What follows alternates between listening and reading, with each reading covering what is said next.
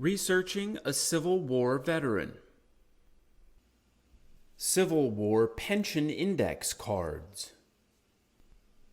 The Pension Index Card is a record created by the federal government which contains the file numbers associated with your veteran's pension record. Prior to the Civil War, pensions were generally granted in the form of land bounties or payments to widows and severely disabled veterans. By the middle of the 19th century, pension laws began to evolve and offer payment for time in the service. Each successive change expanded the pension system and added more formerly ineligible veterans, widows, and dependents to the rolls.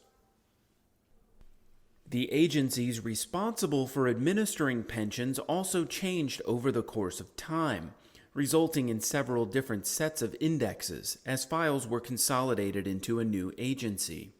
These pension index cards are available online. Each type of card refers to the same pension file, but different indexes may contain different information, so every set should be investigated. Important numbers found on these cards include the soldier's original SO application number, the soldier's certificate SC number for an approved pension, the widow's original WO, and certificate WC numbers. C and XC pensions are pensions that were still active after World War I. Widow and dependent pensions were generally combined into an original soldier's pension, and a widow's pension can contain paperwork for more than one soldier if the widow remarried another soldier.